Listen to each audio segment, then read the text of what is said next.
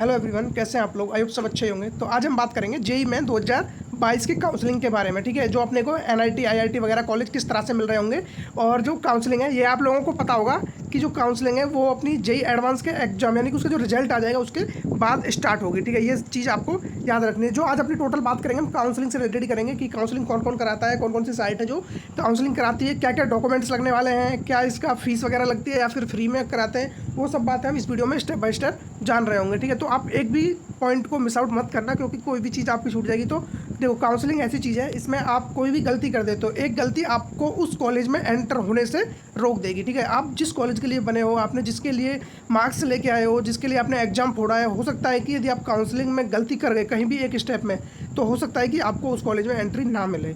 यदि एंट्री भी मिल रही होगी तो किसी अच्छी ब्रांच में ना मिले। तो ये सब चीज़ें नहीं होनी चाहिए। ठीक है, इन सब चीज़ों को ध्यान में रखते हुए हमें स्टेप बाय स्टेप आगे बढ़ना है। तो यदि सबसे पहले हम बात करते हैं डेट क्या रहने वाली है जेई मेन काउंसलिंग 2022 की। तो डेट के बारे में यदि हम बात करें तो जो जेई एडवांस का एग्जाम है, सबसे पहले तो वो होना कंपलसरी है। तो जो जेई एडवांस का एग्जाम है इस बार वो होने वाला है अपना 28 अगस्त को। ठीक है, 28 अगस्त को जेई मेन का जेई एडवांस अपना हो जाएगा। और जो उसका रिजल्ट है तो रिजल्ट आ जाएगा अपना 11 सितंबर को। ठीक है, 11 सितंबर को अपना रिजल्ट आ जाएगा। जैसे ही रिजल्ट आता है, रिजल्ट के बाद तुरंत अपनी जो ये जोसा और सीसैप जो भी अपनी काउंसलिंग कराती हैं, जो भी साइट्स हैं, वो सभी क्या एक्टिव हो जाएंगी। और 12 सितंबर से, ठीक है, 12 सितंबर से ऑलमोस्ट ये दोनों स्टार्ट हो जाएंगी। देखो, काउंसलिंग बहुत सारी एजेंसी, बहुत सारी साइट्स कराती है, लेकिन जो मेन इंपॉर्टेंट है वो अपनी यही दो आती है, जिनमें एक जोसा है और एक सीसैप आती है।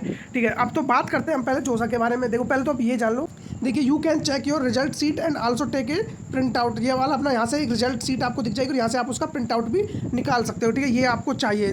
इसके बारे में भी हम बात करेंगे कि आपको ये कहाँ चाहिए। उसके बाद बात करते हैं जोसा काउंसलिंग के बारे में। ठीक है, इसका प्रोसीजर क्या रहता है। देखो, जितने भी, पहली बात मैं आपको एक चीज़ क्लियर कट कर दूँ कि देखो, इस बार जो जेई एडवांस के लिए बच्चे अपेयर हुए हैं वो कितने थे, 2.5 लाख। ठीक है, इतने लाख बच्चे यानी 2.5 लाख बच्चे इसमें अपेयर हुए हैं। अब क्या सबके मन में चल रहा होगा कि क्या सर 2.5 लाख बच्चों को ही जोसा में बैठना चाहिए। देखो, मैं बिल्कुल भी रिकमेंड नहीं करूँगा कि इनमें से पूरे 2.5 लाख बच्चे जोसा में काउंसलिंग में बैठे। देखो, जोसा में बैठने के लिए यदि आप लोगों की जो रैंक है वो 1 लाख के अंदर अंदर आ रही है। ठीक है, 1 लाख के अंदर अंदर आ रही है तभी आप इसमें बैठने की कोशिश करें, क्योंकि 1 लाख के अंदर अंदर में आपको कोई ना कोई एनआईटी जो आपके रेंज में आ रहा होगा वो आपको मिल रहा होगा। ठीक है, उसके ऊपर जाते हो तो आपको श्योरिटी नहीं है, हो सकता है आपको उतनी घटिया ब्रांच मिले और ना भी मिले तो कोई गारंटी भी नहीं है। वो हम बात करेंगे बाद में, वो तो जो भी सीन रहेगा। लेकिन यहाँ पे आके आपको एक सेफ एरिया है आपके लिए। ठीक है, 1 लाख के अंडर में आप यहाँ पे अपेयर होते हो तो आपके लिए एक सेफ जोन है। तो इसके बारे में आप बात करते हैं, इसका प्रोसीजर क्या रहता है। देखिए, यहाँ पे प्रोसीजर साफ साफ जोसा, ये इसका जो फुल फॉर्म होती है जॉइंट सीट एलोकेशन अथॉरिटी। ठीक है, ये इसकी फुल फॉर्म है। Manage the JEE Main counselling session only those candidate who qualify for JEE Main exam cut off crossed will be allowed to sit for the JEE Main counselling. इसमें वही बच्चे appear होंगे जिन लोगों ने अपना इसमें मतलब जेई मेंस को क्वालिफाई किया होगा। उसके अलावा इसमें कोई भी अपियर नहीं होगा, ये आपको याद रखना चाहिए। ठीक है, अब इसमें एडमिशन कौन किस किस ब्रांच में किस किस कॉलेज में हमको मिल रहा होगा तो ये यहाँ पे क्लियरली मेंशन है, आपको दिखाई पड़ रहा होगा। देखिए, this counselling session is very important for admission into NITs and other college aspects for ISM and IITs. ठीक है, आईआईटी, एनआईटी, ट्रिपल आईटी, ये सभी कॉलेज इसके अंतर्गत आते हैं जोसा के अंदर। ये आप लोगों को पता होना चाहिए। ठीक है, इसके बाद हम बात करें इसकी, ये स्टार्ट कब होने वाला है ये आपको पता है, क्योंकि देखो यहाँ पर ये क्लियरली मेंशन है कि the counselling of JEE Main 2022 is expected to being from August 22 and will be held online. ये ऑनलाइन होती है, इसमें कोई ऑफलाइन का मामला नहीं है। जैसे ही ये ओपन होगी, ओपन कब होगी, यहाँ पे ये बोला गया है कि एक्सपेक्टेड फ्रॉम अगस्त 2022, ये अगस्त नहीं, ये सितंबर में होगी ऑलमोस्ट आपकी 12 सितंबर के समथिंग, क्योंकि 11 सितंबर को तो जेई एडवांस का रिजल्ट आ रहा है और जेई एडवांस वाले बच्चे भी इसी के थ्रू, मतलब इसी में ही अपियर होते हैं और इसी के थ्रू वो कॉलेज ज्वाइन करते हैं अपने, इसी काउंसलिंग के थ्रू, जोसा काउंसलिंग के थ्रू।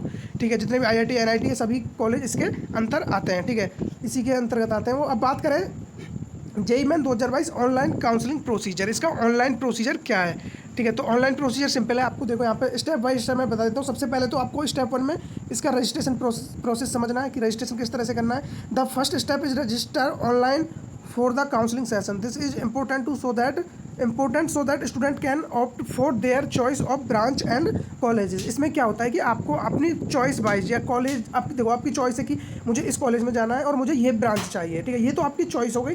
अब वो चॉइस भी आप ऐसे नहीं है कि आपका मन किया उस कॉलेज में आपने चॉइस डाल दी, आपको पता होना चाहिए कि मेरी इतनी नंबर आ रहे हैं मेरे, हम आपको लिए लेके आएंगे एक वीडियो भी कि आपके इतने मार्क्स आ रहे हैं, तो आपको किस किस कॉलेज की चॉइस को आपको फिल करना चाहिए, ठीक है। इसके लिए हम प्रॉपर वीडियो बनाएंगे, जब भी काउंसलिंग स्टार्ट होगी तो आपको बता दिया जाएगा कि आपके ये मार्क्स आ रहे हैं तो आप इन कॉलेजों में अपनी इस तरह से चॉइस भर सकते हो। इसमें ये चीज़ और होती है, देखिए जैसे आपने चॉइस में डालना होता है आपको, आपकी फर्स्ट प्रायोरिटी क्या है, आपको एकदम डिक्रीजिंग ऑर्डर में आना होगा, ठीक है। आपको इसमें डिक्रीजिंग ऑर्डर में आता है, उसमें क्या होता है आप पहले सबसे टॉप कॉलेज चूज करोगे, लेकिन कंडीशन ये है कि आपको ऐसा भी नहीं है कि आपके नंबर आ रहे हैं बिल्कुल लो कॉलेज के बराबर, आपको एक NIT मिल रहा होगा उस बेस पे, और लेकिन आपने चॉइसों में डाल रखा है फर्स्ट चॉइस आपकी डाली हुई IIT बॉम्बे, IIT रुड़की, ये सब डाली हुई है, तो वो भी सही वे नहीं है। आपको वही डालना है जो मतलब कि आपको 1 2 3 4 राउंड में आपको कॉलेज उसमें मिल रहा हो, ठीक है। पता चला कि आपके 6 राउंड निकल गए जोसा के और आपको कॉलेज ही नहीं मिला।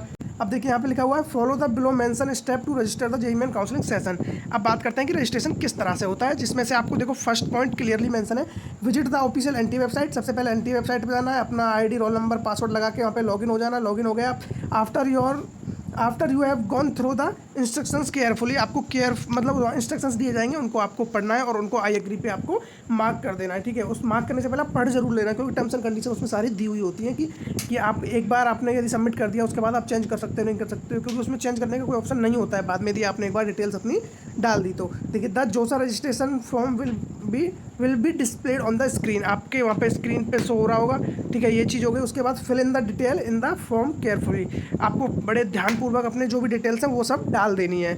उसके बाद अब बात करते हैं select the declaration option, declaration option को सेलेक्ट करना पड़ेगा, आपने जो भी कंडीशंस वगैरह सब पढ़ी हैं उसको आपने, ठीक है, डिक्लेयर कर दिया। And the click on the submit option, अब जैसे ही आप सबमिट बटन पे ऑप्शन करते हो उसके बाद आपके सारे ऑप्शंस, फिर जब कुछ नहीं बचेगा यदि आपने एक बार कंफर्म कर दिया तो उसे, ठीक है। सबमिशन के बाद सबमिशन ऑप्शन आएगा, फिर make sure the information you field is correct, आपको एक पॉपअप आएगा, बोलेगा कि आप अपनी जो भी आपने डिटेल डाली है क्या वो सभी करेक्ट है, तो उसमें फिर in the final step click the confirm registration option, जैसे ही उसमें आएगा कन्फर्म रजिस्ट्रेशन, उसके बाद अब आप कुछ भी उसमें नहीं कर सकते हो, ठीक है। ये आपका फाइनल स्टेप होगा।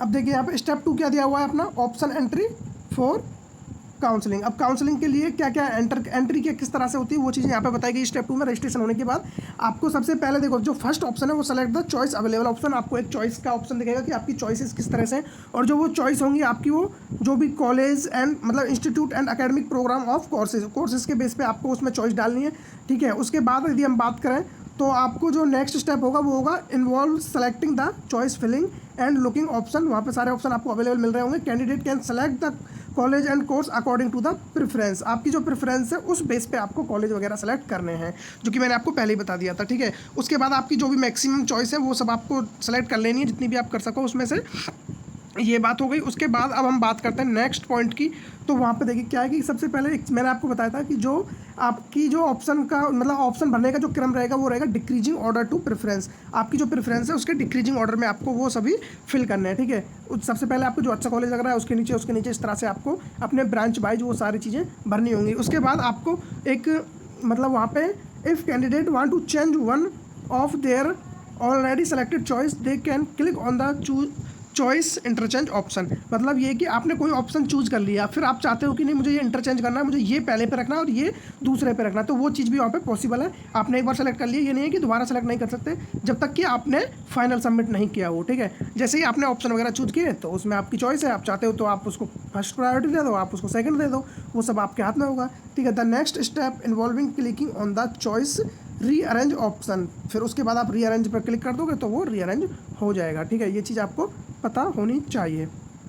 उसके बाद देखिए काफ़ी और पॉइंट है यहाँ पे, सबको डिस्कस कर लेते हैं हम। ये आपका रीअरेंज हो जाएगा। फिर before submitting their final choice candidate should remember to arrange the option in decreasing order, यहाँ पे फिर बोला गया है कि जो आपका ऑर्डर है वो डिक्रीजिंग ऑर्डर में होना चाहिए। आप एक बार और उसको फाइनली फिर से चेक कर लेना, तो ये ना हो कि आपने फर्स्ट चॉइस में कोई एक घटिया कॉलेज डाल दिया और आपको पहले राउंड में ही वही कॉलेज मिल गया, तो जनाब आपको जाना पड़ेगा, आपके पास कोई ऑप्शन उसमें नहीं रह जाएगा, ठीक है। एक बार ही होती है काउंसलिंग, ये नहीं है कि आप बार बार बैठोगे उसमें, तो ये चीज़ आप याद रखना, कभी आपने जो पेपर किया है उसका भी आपको कुछ बेनिफिट उसमें नहीं मिले। फिर click on the save option, वहाँ पे आप उसको सेव कर दोगे, ठीक है, जो भी आपने कॉलेज चूज किए हैं। If candidate wants to delete the choice he she OBC can select the multiple deletion option, ठीक है। आप वहाँ पे यदि आपको लग रहा है कि आपने बहुत सारे चॉइस सेलेक्ट कर लिया, उनमें से कुछ को डिलीट करना है, तो आप उसमें से मल्टीपल ऑप्शन उसमें से आप चाहे जो भी डिलीट कर सकते हो, ठीक है। वो आपकी चॉइस है, आप चाहते हो तो, ठीक है। ये चीज़ हो गई, यहाँ पे आपने सेलेक्ट कर लिया, सब कुछ हो गया। उसके बाद आप उसको फाइनल सबमिट कर दोगे। फिर उसके बाद आपको क्या है कि स्टेप 3 पे आ जाना है, JEE main counselling allotment of seat. आपको फिर जो जेईई मेन की मतलब कॉलेज वगैरह हैं वो किस तरह से आपको सीट वगैरह अलॉट होती है, उसके लिए आपको प्रॉपर आपके SMS आ जाएगा आपको, ठीक है। SMS आ रहा होगा या फिर आपको ईमेल ID पे आपको मेल आ जाएगा, ठीक है। आपको मेल आ रहा होगा। ये 2-3 चीज़ें आपके साथ हो जाएंगी, जिससे कि आपको पता चल जाएगा कि हाँ आपको सीट अलॉट हो गई है, आपके कौन से राउंड में कौन सा कॉलेज आपको मिला है। ये सब चीज़ें इसमें आपको हो रही होंगी आपके साथ। इस चीज़ में आपको टेंशन नहीं लेनी है, वो तो अपने आप यहाँ पर क्लियरली मेंशन है। देखो आपको थ्रू एंड मैसेज और ईमेल, इसके थ्रू आपको अपडेट कर दिया जाएगा, और जो भी आपको सीट वगैरह दी गई होगी अपने उसके चॉइस के हिसाब से। अब यहाँ पे बात कर लेते हैं और छोटी छोटी 2-3 बातें और हैं। देखिए यहाँ पे JoSAA consider several factor before allotting seat to candidate. अब वहाँ पे जब वो सीट अलॉट करते हैं वो, तो वहाँ पे वो कई सारी कंडीशंस देखते हैं। पहली बात वहाँ पे देखिए वो क्या क्या देखते हैं, these are the category and candidate belong to general, OBC, NCL, ST ETC। मतलब वो कैटेगरी वाइज भी आपको, वो कहते हैं ना कि OBC में तो आपको उसमें कुछ कोटा मिल रहा होगा, वो सारी चीज़ें फिर जोसा के हाथ में होती है। वही उन सब चीज़ों को हैंडल करता है, वही उन सीटों को अरेंज करता है कि ये इस कैटेगरी से आ रहा है तो इसको यहाँ पे ये ब्रांच मिल रही होगी, ये इस कैटेगरी से तो इसको ये ब्रांच मिल रही होगी। आई होप आपको हर एक चीज़ क्लियरली समझ में आ रहा होगा। मैं थोड़ा स्पीड से बता रहा हूँ क्योंकि वीडियो काफ़ी लंबा हो जाएगा, ठीक है। वीडियो थोड़ा सा ज़्यादा लंबा जाएगा, लेकिन आपको उस चीज़ की टेंशन नहीं लेनी है, क्योंकि आपको यहाँ पे प्रॉपर गाइडेंस मिलेगा। आपको हर एक चीज़ बताई जा रही होगी और आपको कहीं और जाने की जरूरत नहीं पड़ेगी। इसके बाद डायरेक्ट हम जैसे ही जब काउंसलिंग होगी तो मैं आपके लिए एक वीडियो लेकर आऊँगा, उसमें हम अपने को मतलब आपको ऑल डिटेल यानी कि हर चीज़ आपको हम उसमें से बता रहे होंगे, आपको किस तरह से आपको काउंसलिंग करनी है, क्या क्या करना है, वो सब चीज़ें हम इसमें से कर रहे होंगे, ठीक है। उन सब चीज़ों की आपको टेंशन नहीं लेनी है। ये चीज़ हो गई। और क्या क्या फैक्टर देखता है यहाँ पे देखिए जोसा, यहाँ पे एक कैंडिडेट AIR और all India rank in the JEE main exam, यहाँ पे ऑल इंडिया रैंक देखी जाती है, उस बेस पे आपको कॉलेज दिया जाता है। The number of seat available in each institute, जो कॉलेज में सीट अवेलेबल है उस बेस पे। The choice that has been option for by a candidate, जो कैंडिडेट ने ऑप्शन सेलेक्ट किए हैं, अपनी चॉइस दिखाई है वहाँ पे कि मुझे इस कॉलेज में जाना पसंद है, तो उसके बेस पे वो हर चीज़ों को इधर उधर करके सब पूरा एनालिसिस करके तब जाके आपको सीट दी जाती है। ये नहीं है कि आपका जहाँ मन किया आपको दे दिया, या उनका जहाँ पे मन किया आपको वहाँ पे दे दिया, ये सब चीज़ें वहाँ पे नहीं होती है, ठीक है। एक पूरा सिस्टमेटिक हर चीज़ हो रही होती है। अब देखिए यहाँ पे बात कर लेते हैं 4th स्टेप की, जो कि बताया गया है कि paying the JEE main counselling फ़ी। अब कुछ लोग बोलते हैं कि सर इसमें फीस लगती है, नहीं लगती है। जी हाँ, इसमें फीस देनी पड़ती है आपको। देखो कोई भी काम करा रहा है, जेईई मेंस अपना जब भी एग्जाम दिलाती है तो फॉर्म भरा जाता है, आपसे चार्ज करती है 600-700 रुपये, ठीक है, एक एग्जाम का। जेईई एडवांस अपना एग्जाम दिलाता है 2700-2800 रुपये चार्ज करता है, सब लोगों को पता है। तो जोसा इतना पागल कब से हो गया कि आपकी फ्री में काउंसलिंग करा देगा? आपको पता है कितनी मेहनत होती है यहाँ पे, हर चीज़ को देखते हैं कि क्या सीट है आपकी, क्या कैटेगरी है, कहाँ से आप बिलोंग कर रहे हो, स्टेट वाइज हो, या फिर आपकी रैंक क्या है, प्रेफरेंस क्या है, हर चीज़ आपकी देखी जाती है। तो जाहिर सी बात है ये भी कहीं ना कहीं कुछ ना कुछ पे करना पड़ता है इसके लिए हम लोगों को, ठीक है। तो अब बात करते हैं इसकी कंडीशंस की। देखिए before the main counselling process can be student need to pay acceptance fee. हमको कोई ना कोई एक्सेप्टेंस फ़ी देनी पड़ती है, ये आपको पता होना चाहिए। Candidate can easily deposit the fee amount through the SBI net banking, E challan, etcetera SBI, यानी कि सब कुछ इसमें आपको UPI वगैरह सब हर जगह से पेमेंट हो जाती है। लेकिन मेन क्वेश्चन ये है कि पेमेंट कितना, क्वेश्चन क्या है अपना कि कितना पे करना पड़ेगा। मेन क्वेश्चन आप लोगों का यही रहता है। देखो यहाँ पे क्लियरली लिखा हुआ है, the seat acceptance fee student belong to the general category. General category के लिए जो यहाँ पे फीस बताई गई है वो कितनी है, 25,000 रुपये, ठीक है। आपको 25K देना होगा यदि आप जनरल कैटेगरी से बिलोंग करते हो तो। The acceptance fee for the student, ठीक है।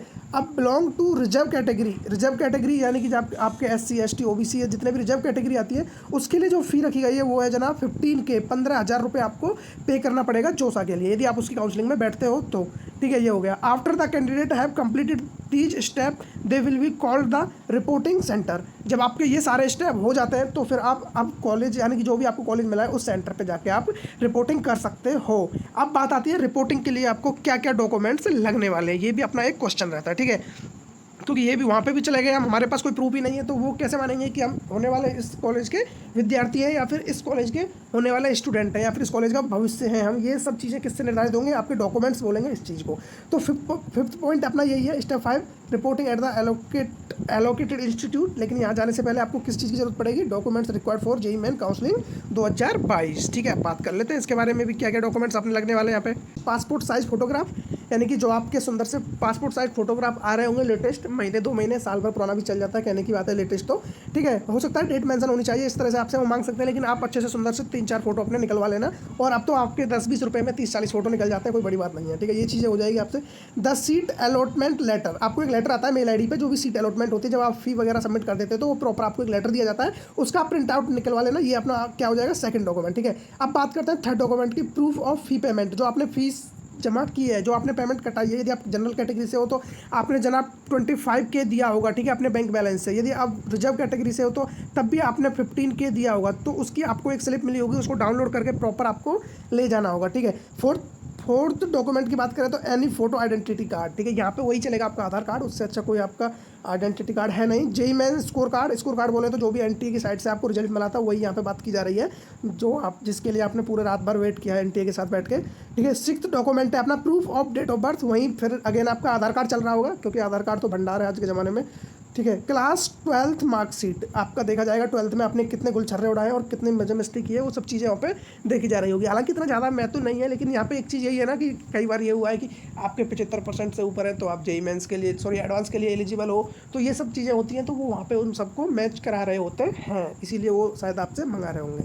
उसके बाद आपका कास्ट सर्टिफिकेट मांगा जाएगा यदि आप रिजर्व कैटेगरी से आते हो। यदि आपको कोटा चाहिए कि नहीं यार मुझे तो, मेरे पास तो एक ठप्पा है कि मुझे यहाँ पे एक रिजर्वेशन मिलेगा, तो जनाब आपको अपना कास्ट सर्टिफिकेट ले जाके दिखाना पड़ेगा कि मुझे इसके बेस पे थोड़ी राहत दे दी जाए, ठीक है। ये सब चीज़ें वहाँ पे हो रही होंगी। बात करते हैं और थोड़ा सा आगे, ये special case of seat withdrawal, ये उन लोगों के लिए उनको एडमिशन वगैरह लेना नहीं है, बस बैठ गए, गलती से कॉलेज मिल गया, बाद में उनका मूड चेंज हुआ और उन्होंने कहा कि मुझे तो अपना जो सीट है वो विड्रॉल चाहिए। ये सब फालतू की चीज़ों में हमें नहीं पड़ना है, यहाँ तो सीट मिलने के लाले पड़ जाते हैं, ये विड्रॉल की बात कर रहे हैं, ठीक है। तो यही सब चीज़ें होती हैं। उसके बाद जेई मेन सीट अलॉटमेंट, आपकी वही फिर सीट अलॉटमेंट, जो भी फिर कॉलेज में जो भी सीन रहता है सीट अलॉटमेंट का, आपको जो मिली है वहाँ पे आपको सीट दे दी जाएगी। सेक्शन वगैरह जो भी चीज़ें होती हैं, आपका ये क्लासरूम, ये वो फलाना ढिमका सब चीज़ें आपको बताई जा रही होंगी, ठीक है। उसके बाद अब ये जेई मेंस काउंसलिंग के हाइलाइट्स हैं, इनको पढ़ने की कोई ज़रूरत है नहीं है आपको, ठीक है। आप पहले से इतने सारे विद्वान हो, इसमें आप चाहो तो फिर पढ़ सकते हो थोड़ा थोड़ा, ये सब चीज़ें लिखी हुई हैं आपको दिखाई पड़ रही होंगी, ठीक है। ये सब फालतू की चीज़ें होती हैं। तो ये सब चीज़ें थी जो आप लोगों के साथ शेयर करनी थी। आई होप आपको ये सब चीज़ें समझ में आ गई होंगी और कोई दिक्कत नहीं होगी इसमें आपको। यदि फिर भी आपकी कोई ना कोई क्वारीज रह जाती है तो आप मुझे कमेंट करके बता सकते हो, आपको उसका प्रॉपर जवाब दिया जा रहा होगा। तो आज हमने जो भी बातें की वो सब बातें थी काउंसलिंग से रिलेटेड, कि जो सा काउंसलिंग किस तरह से कराता है, क्या चीज़ें रहती हैं, उसके साथ डॉक्यूमेंट्स क्या क्या लगते हैं, ठीक है, वो सब बातें थी। तो इस वीडियो को हम ज़्यादा लंबा नहीं करेंगे क्योंकि ऑलमोस्ट काफ़ी बड़ा हो गया है वीडियो, तो इसको आज यहीं पे समाप्त करेंगे हम। और ऐसे ही इंटरेस्टिंग वीडियोज़ के लिए आप हमारे चैनल को सब्सक्राइब करके रखें और बेल आइकन को भी दबा के रखें, जिससे होगा ये कि जैसे हम कोई भी वीडियो डालेंगे तो आपको नोटिफिकेशन टाइम टू टाइम मिल रहा होगा, ठीक है। क्योंकि आपसे कोई भी इन्फॉर्मेशन छूट जाती है काउंसलिंग से रिलेटेड तो आपको बहुत ज़्यादा नुकसान होने वाला है, क्योंकि आप लोगों की बहुत मेहनत है। हमें भी दिल से बुरा लगेगा यदि आपको आपके अकॉर्डिंग कॉलेज नहीं मिला तो, ठीक है। जिन लोगों की परसेंटाइल वगैरह अच्छी नहीं है उनके लिए भी हम कॉलेजों की लिस्ट लेके आएंगे, जो भी उनके बेस पे अच्छा होगा वो उनको मिल रहा होगा, ठीक है। किसी को भी हताश निराश नहीं होना है, सब लोग बने रहे हमारे साथ और चैनल को सब्सक्राइब करके रखें। मेक श्योर, ये बहुत जरूरी है ये चीज़, क्योंकि जब तक आप लोग सब्सक्राइब नहीं रखोगे तो हम लोगों को मोटिवेशन नहीं आएगा, ठीक है। आप लोगों को नोटिफिकेशन नहीं जाएगा, हमें मोटिवेशन नहीं आएगा, तो कम्युनिकेशन किस तरह से होगा, तो चीज़ें बहुत गड़बड़ हो जाती है, ठीक है। आप लोगों का सपोर्ट है, प्यार है, जिससे कि हम इतनी प्रॉब्लम्स में, देखो अभी भी मैं सीरियसली बता रहा हूँ, काफ़ी बीमार हूँ, 2 दिन से मैं वीडियो भी नहीं बना पा रहा हूँ। तबीयत थोड़ी सी सही हुई है तो मैं तुरंत आपके स्क्रीन के पीछे आ गया हूँ, फ्रंट पे नहीं आया वो अलग बात है, लेकिन फिर भी मैं आपसे कम्युनिकेट कर पा रहा हूँ, ठीक है। ये चीज़ें याद रखना आप, और बाकी चीज़ें होती रहेंगी, सब कुछ चलता रहेगा इसी तरह से। और पढ़ाई आप लोग कर ही रहे हो, एडवांस की तैयारी आपकी चली रही है। जो लोग काउंसलिंग के लिए बैठे हैं तो उनके लिए हम प्रॉपर वीडियो लेके आते रहेंगे, कॉलेज वगैरह सब बताते रहेंगे।